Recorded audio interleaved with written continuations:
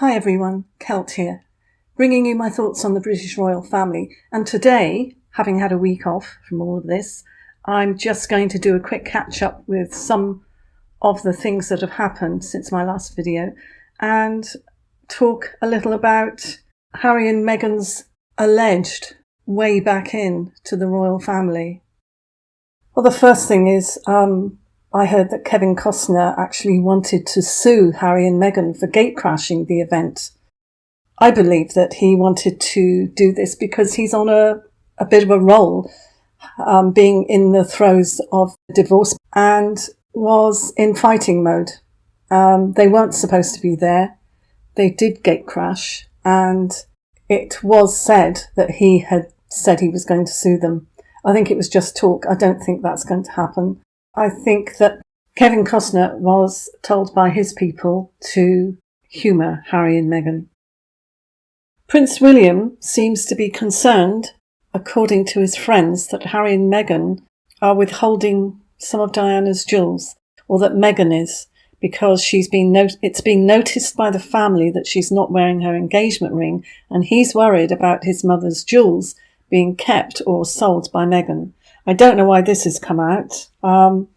I think it's another Meghan piece of news that's been put out because she's obviously aware that she's been questioned about missing jewellery, and also the truth about her being sent away and her rings being taken by the Queen when she was at the National Theatre. It's probably just a one-up, proving a point thing from Meghan, trying to show that she has the control. That's what I think. I don't think there's any truth in that. I don't think that she's got any jewels that she's not supposed to have. I think that she's got fakes, she's got replicas, and this is her way of hitting back. We also have Meghan's alleged disappointment at not being able to get the political seat which was recently vacated.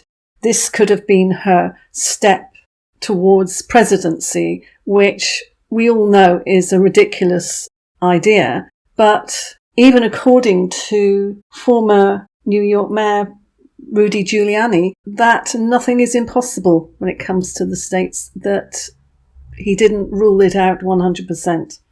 So, yeah, I think that anything can happen, but I doubt that anything like that will happen with her. I think it's just talk. I think it's just being put out there to keep her in the news and to try and convince people that she can go far with zero qualifications, really. Some articles were saying that Meghan was in the running for Dianne Feinstein's senator seat, and a lot of people were saying it was legitimately laughable, one article says, and others were saying she was never going to replace Dianne Feinstein. Some were even saying that Oprah Winfrey and Meghan could battle each other politically. No, would never happen. Somebody else gets that. So it was LaFonza Butler to replace Dianne Feinstein. And obviously the news will be saying how devastated Meghan is, but Meghan would know that she never stood a chance anyway. Isn't it amazing that this has even been talked about? About 4 years ago, I did a video saying that Meghan had aspirations to be president of the US. I had so many comments from people saying how ridiculous to even contemplate. Now we've got people in politics actually talking about it in the States, as if it was ever a consideration. And we know that unless certain laws change, which is doubtful, with titles which they still hang on to for dear life, they still have the Duke and Duchess titles, she would never, ever be able to be president. And she's not going to let go of those titles. So unless any laws change, that's totally out of the question. And now the rumours are still going around that Harry is still desperate to come back to the UK and just slip back into his old life. He really misses his friends, his drinking buddies. So all this wanting to come back in is not really to do any good for the British people.